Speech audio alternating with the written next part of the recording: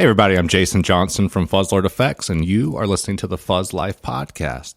Today, we're getting the chance to sit down with Jay Lewis from JML Guitars. We're going to get to ask him about what JML Guitars is all about and the cool aesthetic that he's got going on, as well as some of the guitars and basses that he has on tour right now with some bands like Monolord and Torche. At the end of the interview, I'm hoping to get a little bit of insight about how guitar setups may differ for folks using these really extremely low guitar and bass tunings. So I appreciate you taking the time to listen to the podcast. I'd really appreciate if you leave a review, subscribe, and share it with a friend. We're getting started right now. Jay, thanks for taking the time to sit down and chat with us today. Hey, thanks for having me. I appreciate it. It's exciting. First time anybody wanted to interview me, so. Well, you're doing some really rad work on guitars and basses. That I've been checking out all your stuff on Instagram, and I've also seen some of your guitars on tour and getting played by some really awesome professional musicians. So I was wondering if you would tell us about JML Guitars, what that's all about, and what you do for folks that maybe aren't familiar with you yet. Well, JML Guitars is just me. All of them are handmade. Generally, they are neck-through construction, kind of an emphasis on contrasting woods and natural finishes usually. But I do a little bit of everything too. Sometimes they're set necks and sometimes they're dyed finishes or painted even. A little bit of everything. It's custom guitars, so everybody's order is completely up to them. So I kind of get a little bit of everything all the time. And yeah, that's led me into working with some really awesome people. It's kind of mind-blowing sometimes because I'm a huge fan of a lot of those bands before they even started playing my instruments. So that's been a really cool experience and a lot of fun to kind of share those instruments with the people that they're kind of made for. I've always had an emphasis on kind of heavier music, lower tuned stuff, which the neck-through thing lends itself towards. So, I've gotten really lucky, and some really cool people are picking up on them and playing them. So, yeah, I can't complain. It's been fun. So can you tell us a little bit more about the thought process behind these neck-through instruments? I mean, and also describe them a little bit for people that aren't looking at your Instagram right now, which they should be. It's at JML Instruments, so they can check out what these look like. But these neck-through guitars are just absolutely gorgeous looking that you're putting out. Oh, well, thank you. Check them out on Instagram. That's probably the best place. Tons of pictures on there. But neck-through, I kind of got to that because of that whole low tuning thing. A lot of the bands I played in were of that genre. And it just sort of lends itself to that kind of slower, heavier music. Notes ring out a lot better. That's sort of the big difference in a neck-through guitar versus like a bolt-on neck guitar. A lot of the resonance of the strings gets lost in the connection on a bolt-on guitar or even on a set neck guitar sometimes. So a lot of people compare the sound to more of like an aluminum guitar almost. It's still got the warmth of wood, but it holds a note like an aluminum guitar will. So that's kind of where I got into that, making primarily neck-throughs and trying to make that what I emphasized on. And then the wood selection as well kind of plays into that over the years, just trying to find combinations of woods that not only sounded great but looked good as well. But yeah, it's always an emphasis on sound first and playability, having it set up like we had talked about at the start of this for someone who's looking for that sound. Obviously, I can make a guitar that doesn't sound that way, but that's sort of what most of my customers are going for, and where I sort of wanted to go with making guitars on my own. So, Yeah, neck throughs are cool. I don't know. I don't know what else to say about it. They have a really neat look to them as well. When you look at the back of the guitar, the wood goes all the way through the whole body and all the way up the neck into the headstock.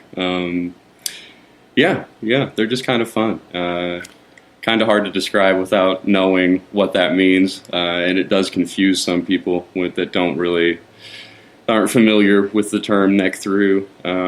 But yeah, it definitely makes a big difference in sound, and that's really the whole reason I started experimenting with that in the first place. And then, yeah, I tried to take it a step further. All my favorite guitars were LPs and SGs and, cool stuff like that, but a lot of those guitars you can't get in a neck through, or at least not a quality version of one. So, yeah, I sort of tried to improve upon the designs that I liked, and kind of try to make a better version of guitars that I always loved. So,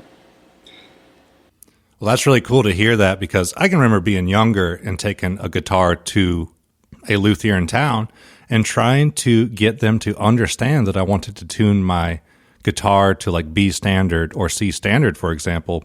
So sometimes it's really difficult trying to work with a luthier that doesn't understand this sort of music. Yeah, absolutely. That's the thing. That's, a lot of my early on messing with guitars was trying to make, huge gauge strings work on a guitar that wasn't set up for it, so I had to learn how to carve nuts and, drilling out tuners and dumb stuff like that, trying to make a guitar that wasn't really set up to play that way. So yeah, I got kind of good at the tricks of making those things work and knowing how it needed to be to make the sound right. And yeah, that was my whole take at first. I just wanted to make myself guitars to sound the way I wanted to sound, and then eventually one or two of my friends wanted one, and whoever, and that kind of slowly mushroomed into what it is. So. Well, speaking of, how long has JML Guitars been around, and what's next year looking like for you? It seems like work's picking up a lot. You're getting a lot of orders, and I'm just really excited to see how many folks are interested in what you're doing right now. Yeah, it's been a crazy couple of years, really. I've been making guitars for a long time. I started my first one, which actually is not finished. It's still sitting in my basement in pieces. But nice. So number one has never actually been finished. But that was in, I think, 99 would have been when I started that, the end of 99, early 2000. And I was going to school for wood sculpture, taking a wood sculpture class in college, and that was sort of my first project that, I obviously already played guitar and was way into that. And so I kind of combined my two interests. And that was the first one. That kind of got me addicted to making guitars. And then I probably didn't make another one until about maybe 05. And then I made a bass for my wife. That was sort of the second one, and that made me want to make a guitar that kind of matched that, because that was pretty fun. And then I got into doing necks at that point, basically. So at first I was just buying old necks. Like my wife's bass was an old 70s Univox neck that I just made a body for.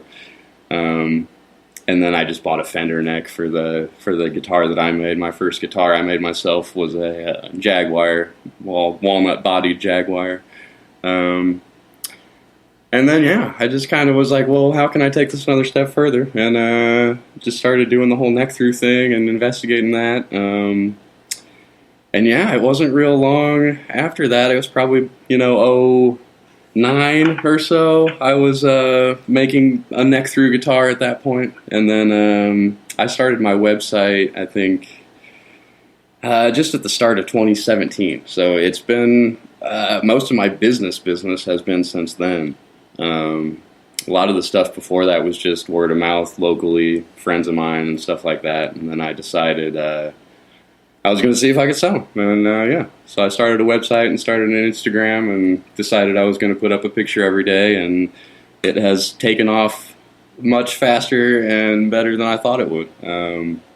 yeah, I've gotten a lot of attention in the first few years, and that's been great. And like you said, orders are coming in really well. So I just recently went full-time with it. I was doing other woodworking on the side to make money for, a 40-hour-a-week job up until about 4 months ago. And then I just had enough work that it was time to do it full-time. So that's the big news, I guess, is that it's full-time now.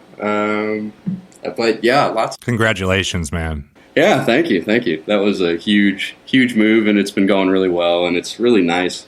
Honestly, like, my kid goes to school down the street from the house, and now I work at home instead of having to go to a shop. So, yeah, it's been really great. I get to work from home and hang out more and everything else. I was working probably, 60, 70 hours a week a couple years ago, trying to make guitars in my extra time on top of doing normal woodworking. So now it's been really nice. I get to just work out in the garage and work in my basement and stuff and hang out. Yeah, it's been great. So hopefully that continues. And yeah, got a bunch of cool orders. I know I've got some existing customers that want new guitars in next year and everything else. So it's going well. I saw your post a couple months ago about you announcing that you're going full time, and I was just so excited, man. So it's no surprise to me that you've been doing this for quite a long time, and then a lot of us are just now kind of getting introduced to you in the last couple of years since you've been a lot more active online. So it's no surprise with how nice and high quality your work is to hear that you've been doing this for quite a few years now. Well, thank you. Yeah, woodworking has been a big thing in my life for a long time. I went to school, like I said, for wood sculpture. I didn't actually get a degree, but I was there for a while. And then I've worked doing woodworking almost continuously since then. I've worked in kitchens for a long time, but then I did like wood flooring, and I've done a lot of trim carpentry work and lots of stuff like that. So I've always been around woodworking, which is really a great thing to be around if you're making guitars, because you can always pick up nice, cool little scraps of wood from job sites and things like that. Oh, I bet. Well, your passion for woodworking comes through loud and clear in your work. Well, thank you. Yeah, I appreciate that. My grandpa would be proud. I bet he would be. I'm sure that you're pretty damn proud about how things are going lately. I'm happy about it for sure. Every day is another step, but yeah, it's definitely going better than I foresaw it going a few years ago when I first started really trying to make a go of it.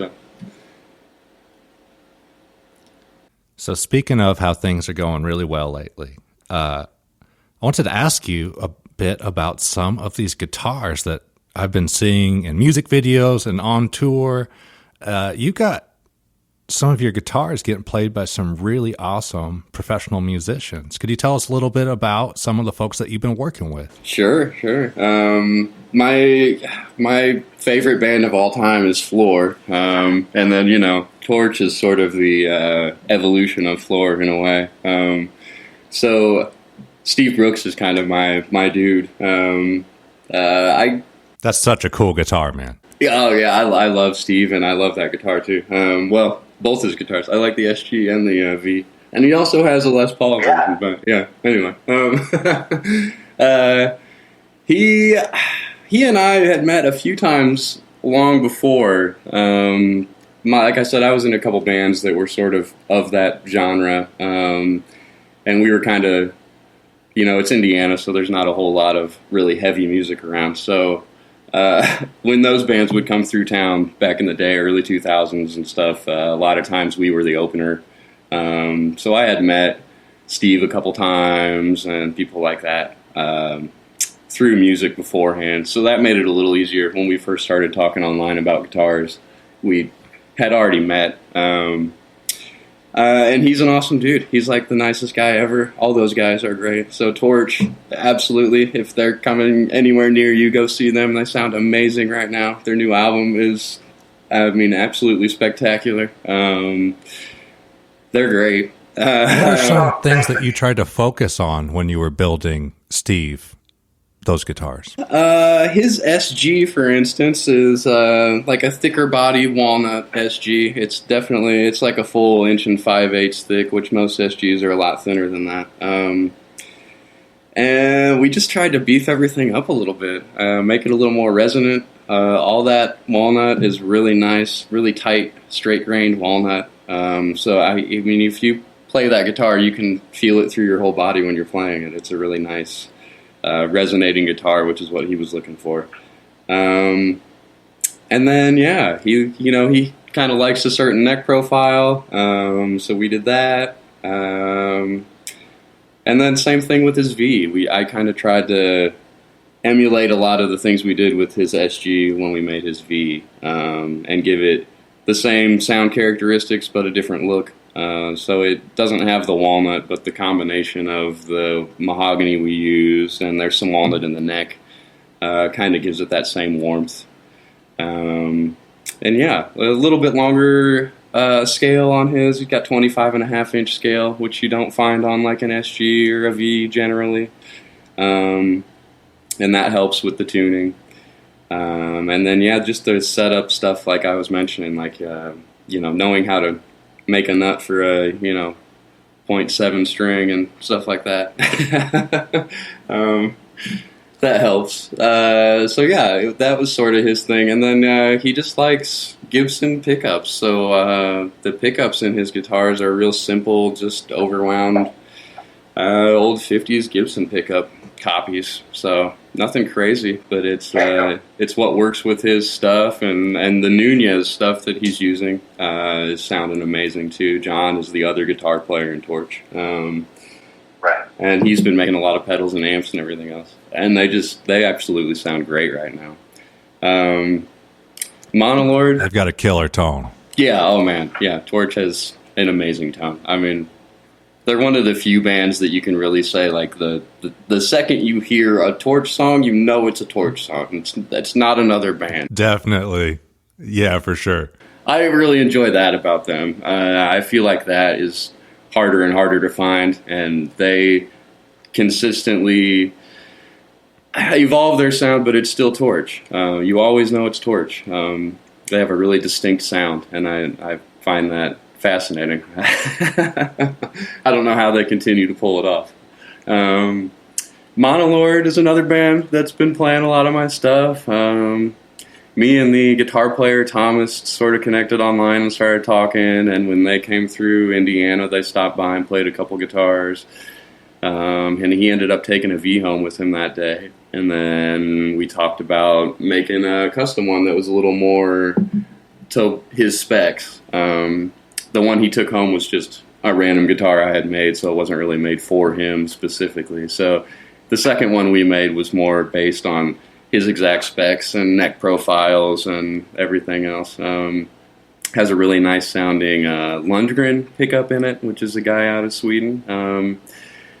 And yeah, I don't know. Again, kind of the same thing with his was a lot of it is that wood selection and trying to come up with a wood that's going to sound right and play well for what they're doing. And his is super cool. He's got a lot of really nice dark woods in his, a lot of wingy, I think, in his neck, and walnut. So it's got that real dark black and purpley kind of vibe to it on the back. It's pretty fun. Inner Arma is another big one that's been playing my stuff lately. Steven, the guitar player, and Andrew, the bass player, both have a JML. They just finished up a European tour that went really well for them. They're out on Relapse Records right now. Their recent album is also amazing. Another good one to check out. There's some bass players also that are rocking your stuff, like Mika Hockey from Monolord. Exactly. I was about to mention Mika from Monolord. Another great guy that, has a couple of JMLs now. I just made him an Explorer bass that was super cool. Has, like, the craziest maple top I've ever seen. And he's killing it. That guy is one of the craziest, coolest bass players around, and has one of the greatest sounds around. If you haven't listened to Monolord, go listen to Monolord. They have an amazing tone. Yeah. And then I've got all kinds of other people around too. Just all kinds of kind of up and coming people that are grabbing them up, like Green Meteor and Coffin Torture.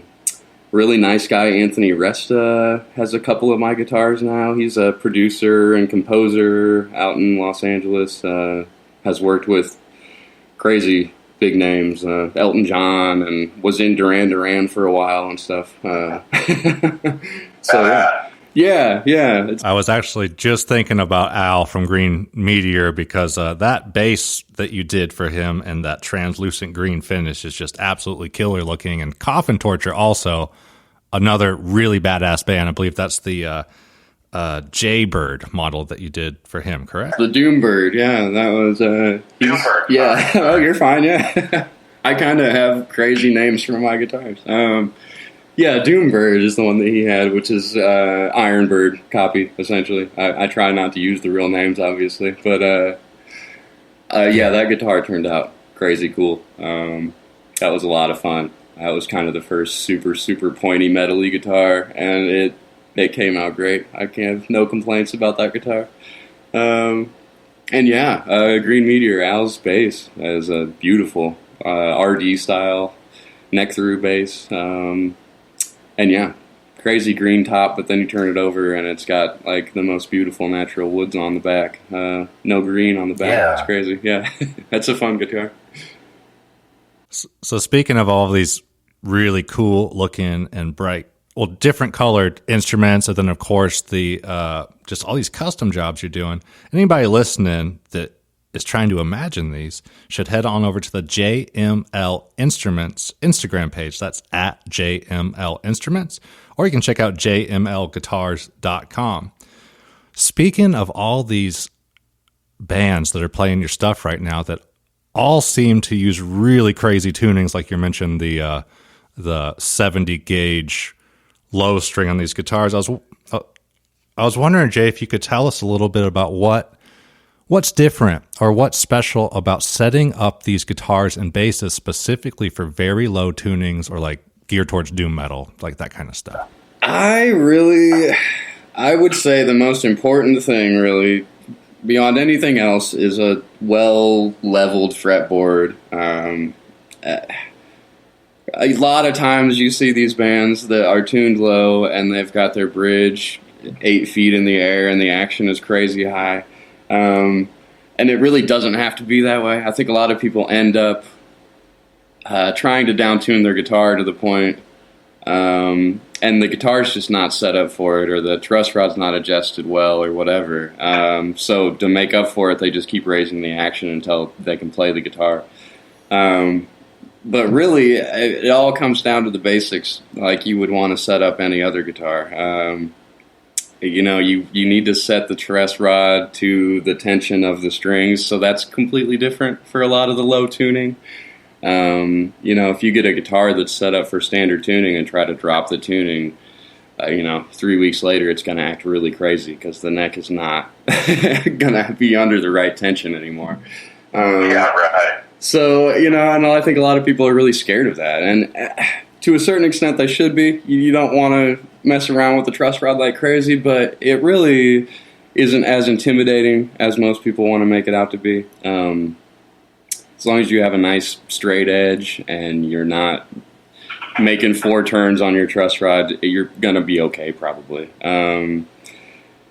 But that's the basics of it. If you've got a nice, flat, beautifully leveled fretboard and the frets are all nice and buffed again and everything else, then at that point you can actually make a nut to the right height and adjust the height of the action to where it should be and where it's comfortable to play, and do all the other setup things. But unless it's ready to go from the ground up, it's never gonna play the way you really want it to.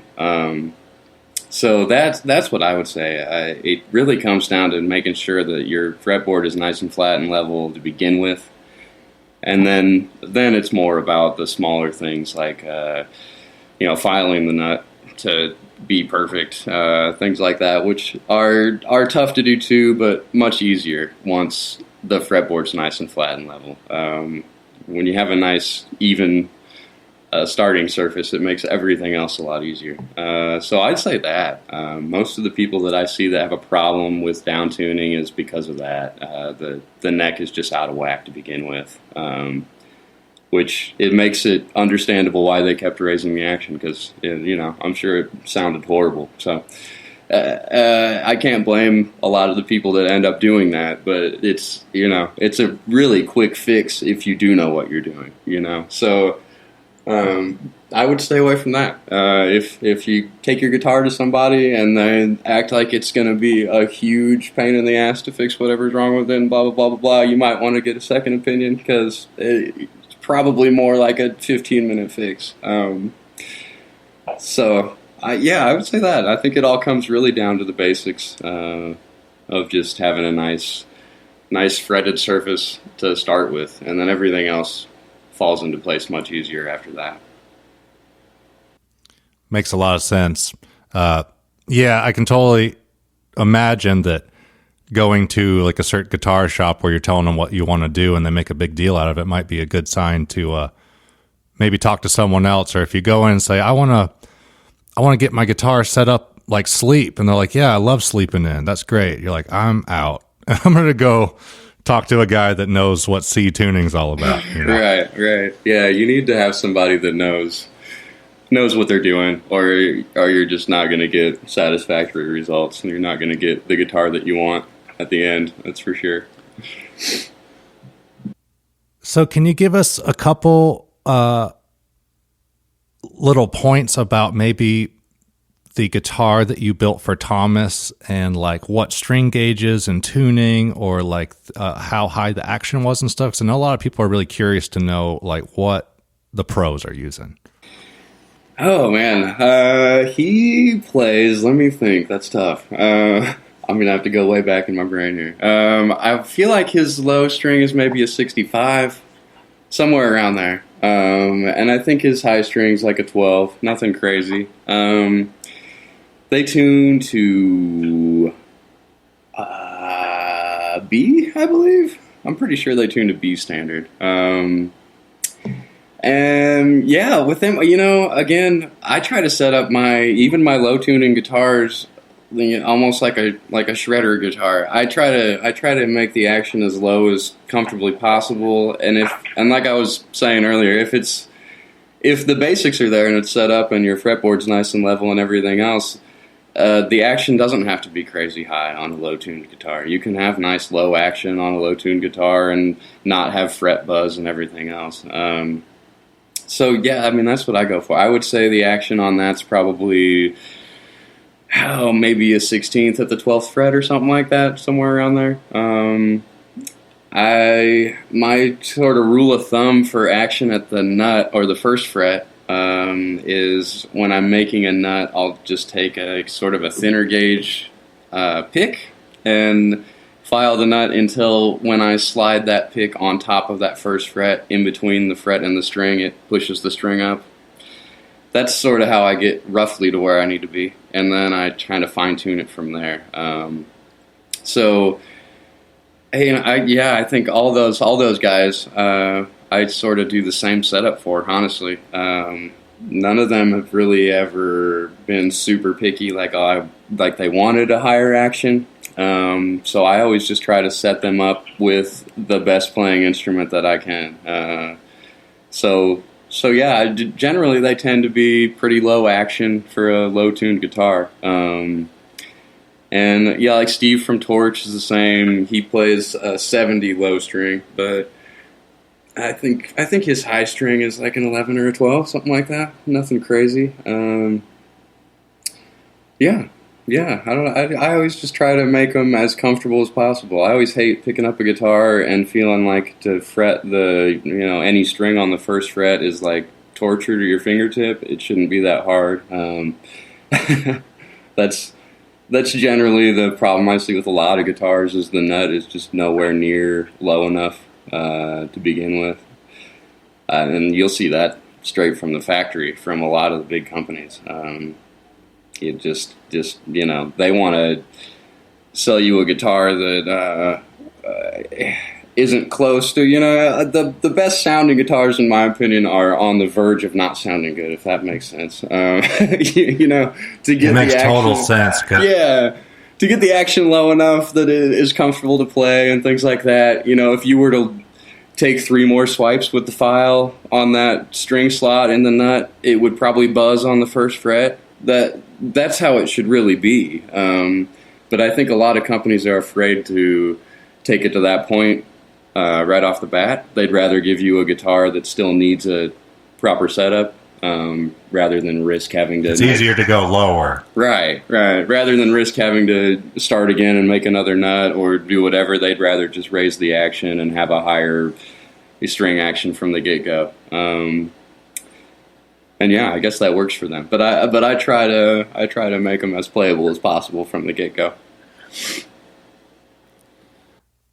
So before we start to wrap this up, Jay, I had a question that a couple people messaged in to the Instagram today, and they were the common thing I get asked about when I was bringing up that I was going to get to talk to you today was where the inspiration came from for the headstock that you do. Oh, man. If you look up the Akisto guitars, it's a very similar headstock I just fell in love with when I was a kid. They're like jazz archtop guitars, totally not a guitar I would play, really. But, cool guitars, don't get me wrong, but just not the type of guitar I would generally play. But their headstock designs were just fabulous.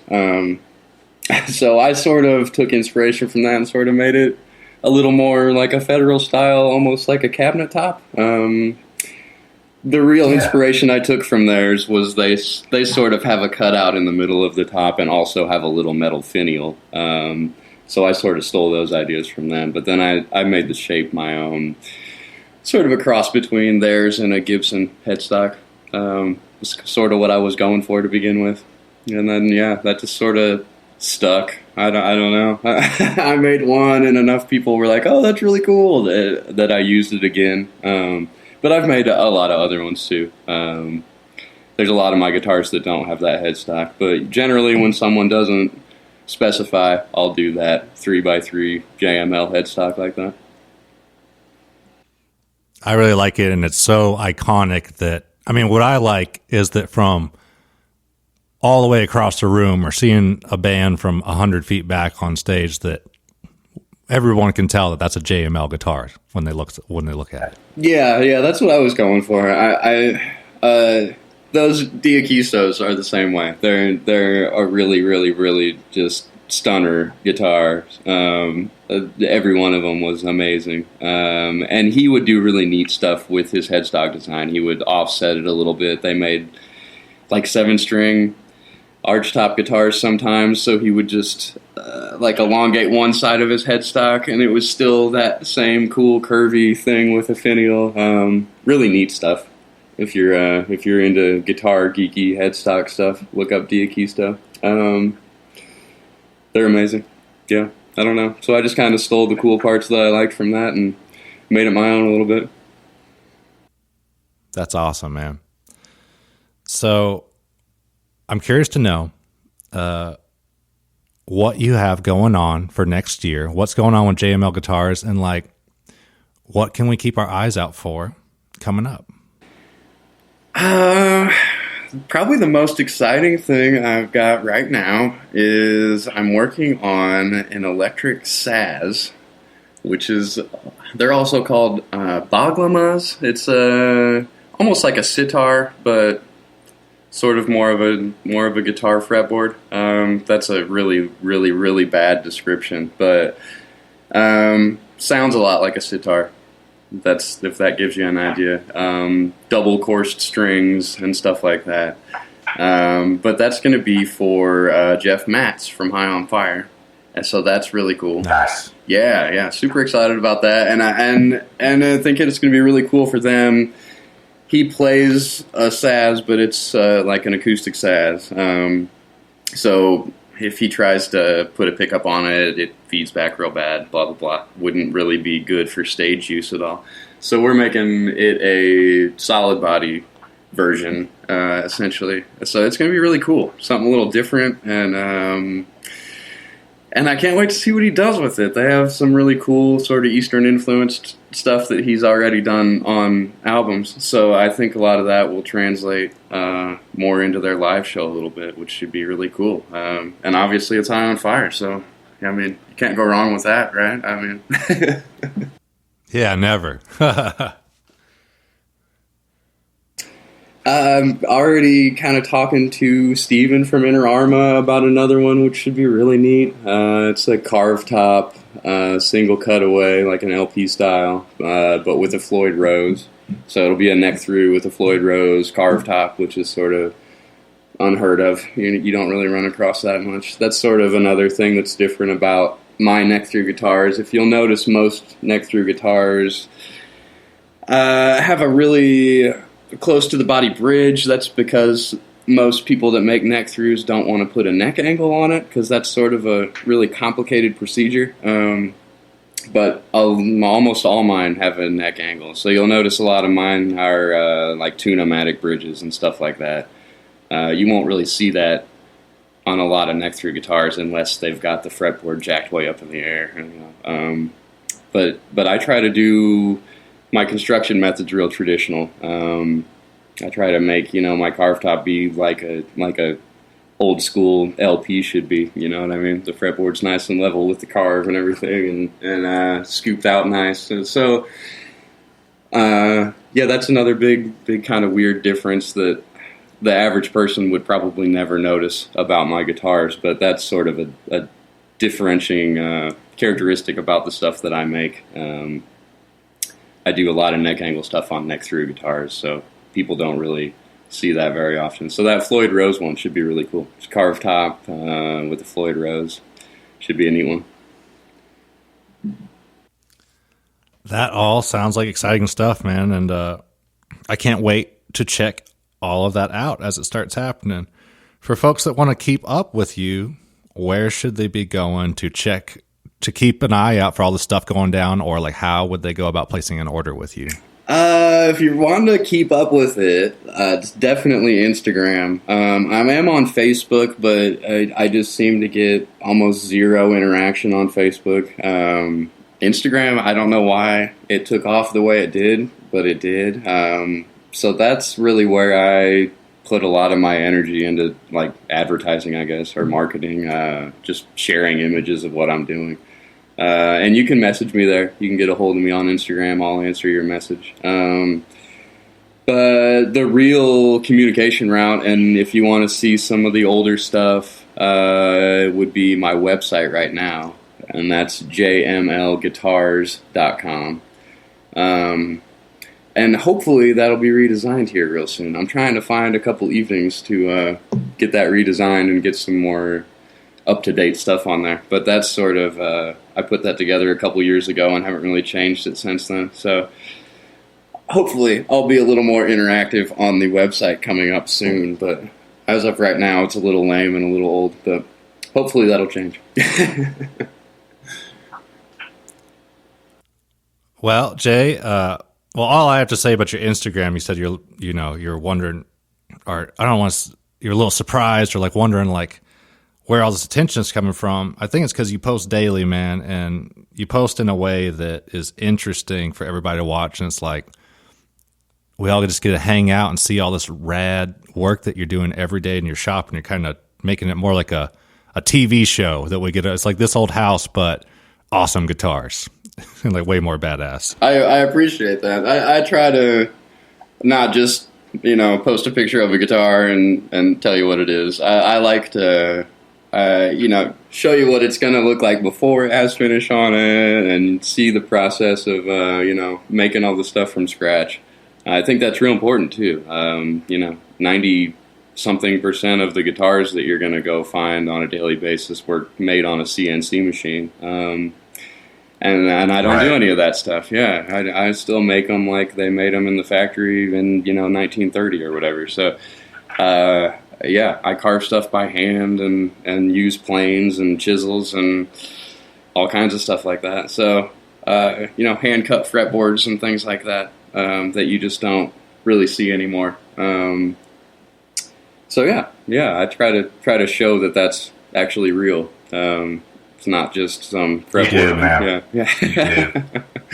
Well, cool. And that's one of the things I really like about it is like we get to see these guitars before the finish gets put on, and then we're just like waiting, and then a couple days later we get to see like, oh, it just got the translucent green top, and like, I don't know, man, I just really like watching what you're doing and seeing these daily updates because it's all fascinating stuff. So I appreciate you taking the time to document your work.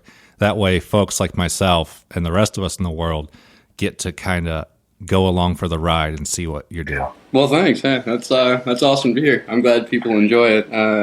Like I said, I didn't know if anybody was going to care at all when I started doing it. So it's fun to see that people do care about it and look forward to seeing what I'm going to post that day or whatever. So yeah, it's been a lot of fun. And I am not a social media person at all. I'm sort of a weirdo, like sit in my basement and play music and make guitars. But most of my friends outside of the internet world would be like, "What? You have an Instagram?" But I don't know. Yeah. It worked out really well. I got one of my buddies suggested it at one point, like, you need to just put some pictures up, just do something every day. And it definitely took off. So yeah, I got to thank Josh Wolf. You're a badass. Thanks, man. If it hadn't been for him, I wouldn't have done it at all. So yeah. Well, I appreciate him also, man.